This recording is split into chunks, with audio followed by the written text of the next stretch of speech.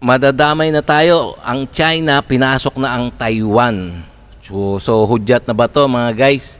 So ito ito ang bibigyan natin reaction video And also meron pa si PBB ang ginulat ni Ramon Ang. Yung Ramon Ang ay ito yung business tycoon sa ating Pilipinas na ang sabi niya na ipaglalaban niya ang West Philippine Sea. Kaya nagulat si PBBM, no? So talagang ano niya ang kanyang sa loobin, inilabas niya na sa loobin tungkol sa West Philippine Sea ni Ramon Ang. So okay, no, kung bago ka pa lang sa aking channel guys please like and subscribe na lang muna sa ating YouTube channel. Okay? And also siyempre paki-subscribe kay Boss Balita Itong bibigyan natin reaction So okay So umpisa na natin.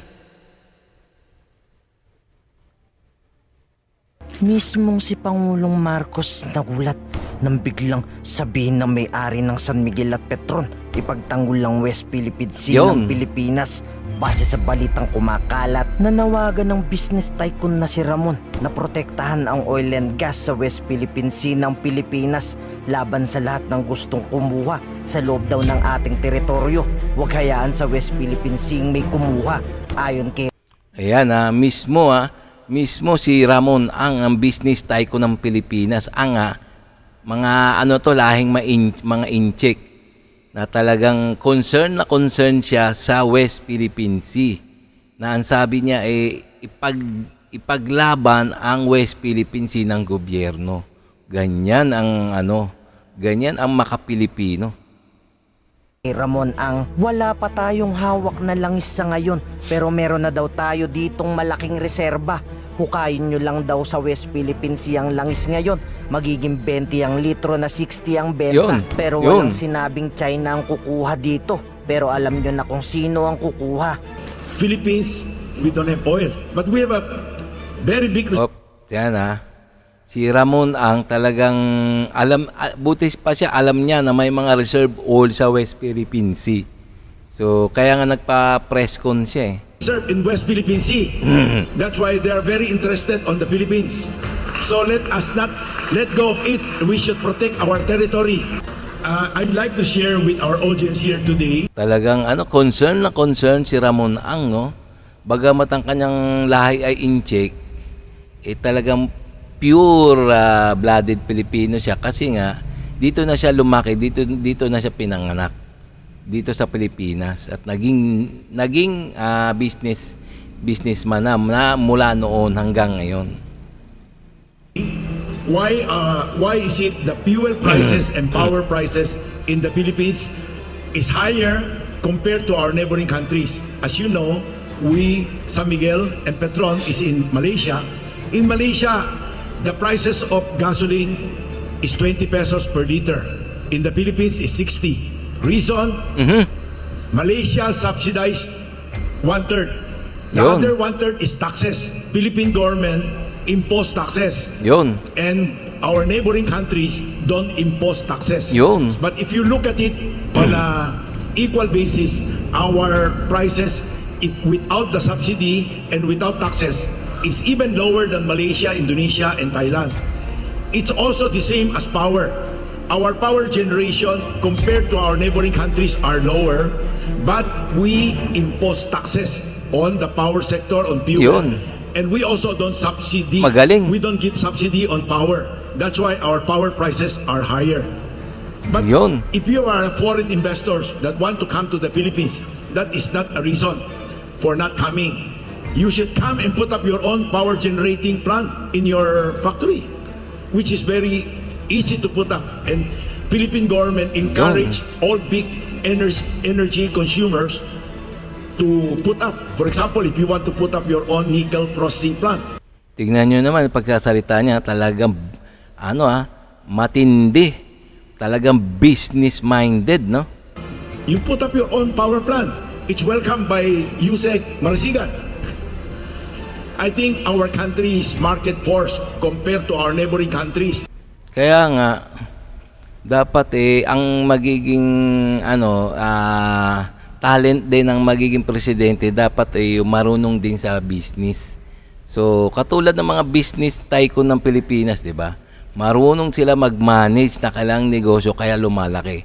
Dapat meron din gano'n ng talent ang isang presidente. No? Sigurado 'yan, uunlad ang Pilipinas. Our neighboring countries are still subsidizing heavily on fuel and power. Why are they able to Tindi, no? Ang tindi ng mga sinasabi ni Ramon Ang, no? Talagang napaka-seryoso at matindi. Talagang business talaga ang kanyang bawat salita niya, no? Talagang business-minded. do it? Because Malaysia has its own oil production. Malaysia, Indonesia, Thailand, Vietnam, our oil production is only 6,000 barrel per day compared to our neighboring countries average 1 million barrel a day. That's why they can put in subsidy. Samantala, pinangangambahang baka madamay din tayo dito Yes, sa nagpapatuloy na tensyon ng China na gera. Mahigit 2 araw na kasi nila ang Taiwan binabayo, pero hindi pa rin sila tapos mag-ensayo sa gera. Patuloy pa rin kasi nila itong pinapasok, kaya hindi maiwasan ni Ramong baka madamay din tayo sa gera. O, kita nyo, itong China, napakakulit ha. Talagang ginigirian yung Taiwan, no? Talagang gusto talaga nilang sakupin ang Taiwan. Ito si Ramon Ang naman, talagang pinagtatanggol niya ang Taiwan, no? Dahil sa oras na pag sinakop ng China ang Taiwan ngayon, ay madali na din nitong makukubkub mga teritoryo sa Pilipinas. Tama. Once na nakubkub ng China ang Taiwan, sigurado yan. Maglalakas loob nila na kaya na nilang sakupin ng buong West Philippine Sea. Kaya dapat talaga kaya nga tinutulungan ng Amerika, sinusuportado ng Amerika sa military ang Taiwan. Nangangamba naman ang pamahalaan sa nagpapatuloy na tensyon ng China at Taiwan. Posible raw madamay ang Pilipinas sa napipinto nilang digmaan. Tapos na ang 2 araw na punishment drills ng China sa paligid ng Taiwan. Pero hanggang ngayon, ayaw pa rin paawat ng pagpasok ng mga eroplano at barko ng Chinese People's Liberation Army. Talaga ang kukulit talaga nito mga Chino, no? Ang kukulit, talagang parang mayabang ba, no? Sa teritoryo ng Taiwan.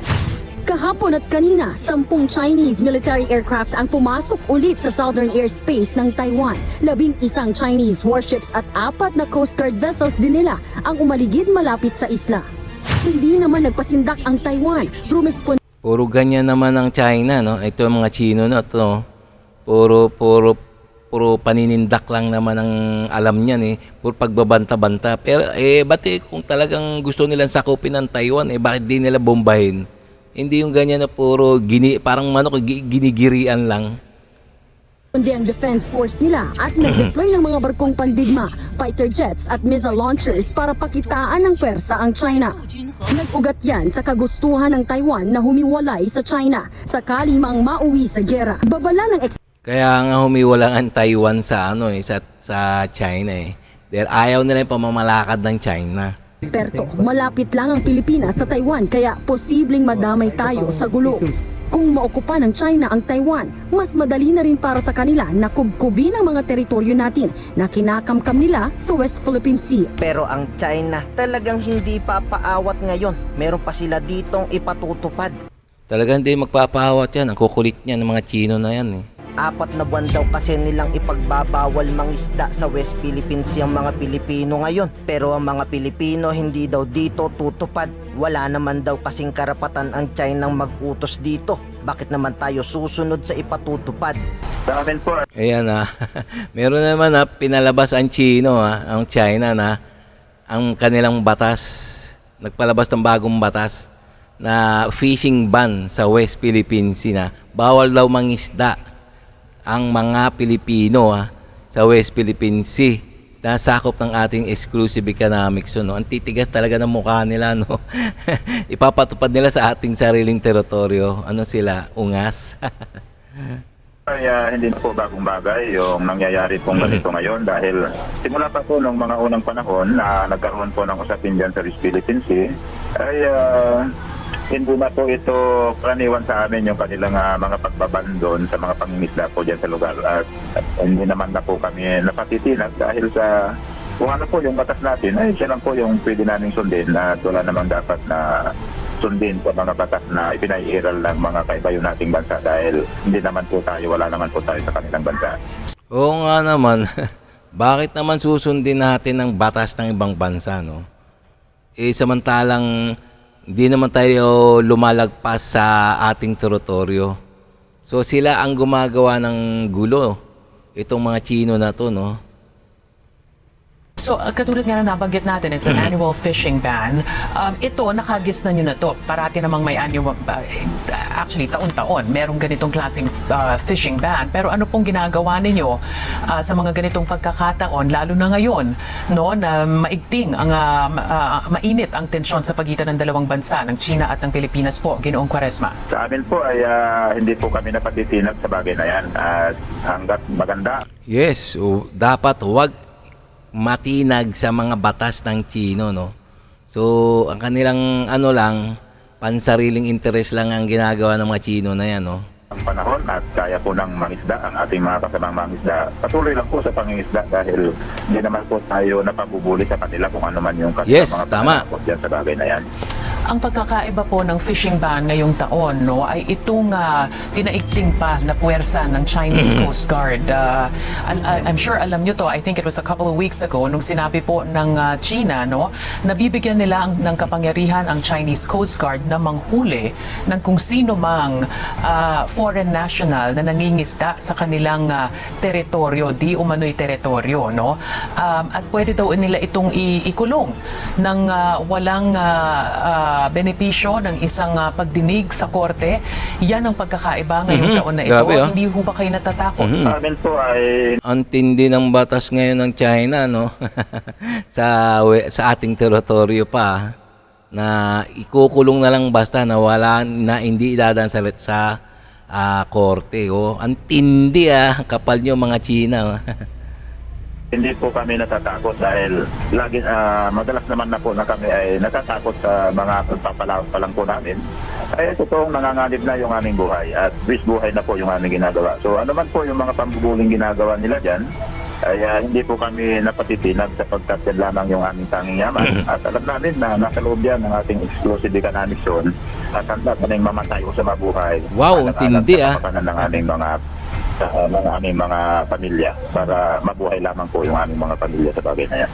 Ayan, mas ganyan ang kaisipan ng mga mangingisda, no? Mas matapang pa sila sa Philippine Coast Guard at Philippine Navy. Ayan ang matikas, ayan ang talagang pinaglalaban ng West Philippine Sea, ang mga mangingisda. Matapang talaga.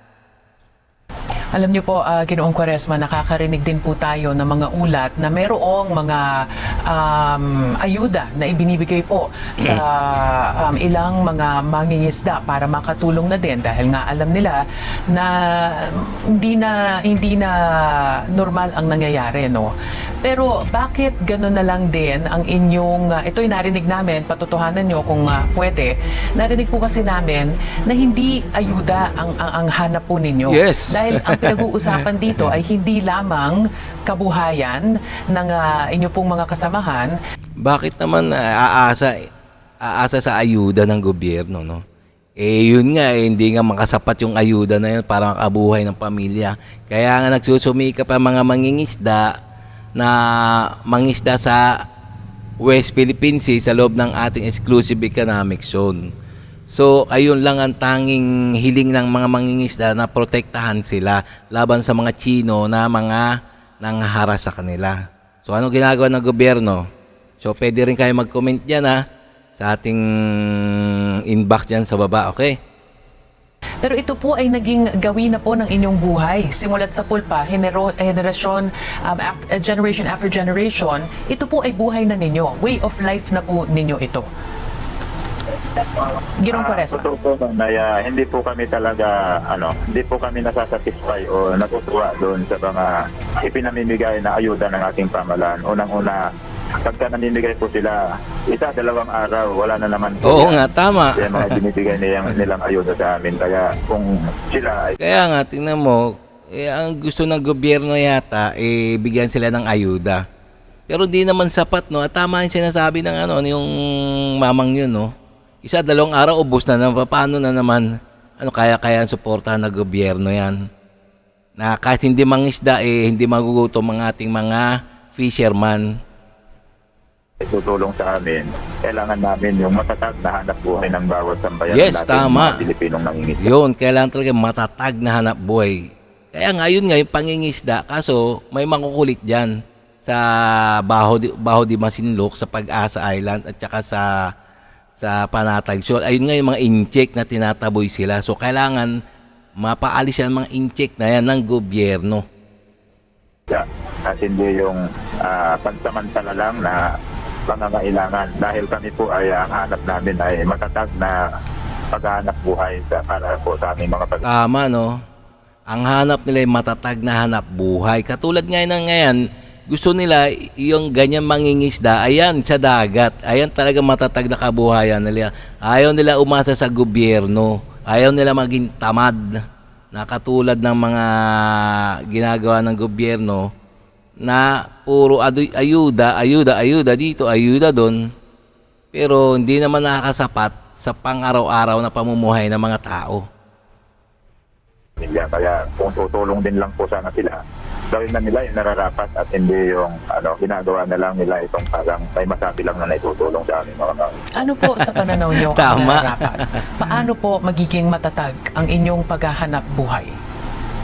Alam niyo po, marami pong umaangat ang kabuhayan mga kapitalista rito. Bakit hindi nila gayahin yung mga kapitalista at bigyan din kami ng mga ganung uri ng hanap buhay namin para sa ganun ay mapanatili namin yung aming kabuhayan, niangat namin yung antas ng aming kabuhayan para sa ganun ay hindi kami yung mga bagay o na mga tao na nasa pinakamababa lang laylayan ng ating lipunan. Yun. Sa paano pong... Mga kapitalista dyan, meron silang mga pangulong dinasasama ito sa aking bayan na Yun.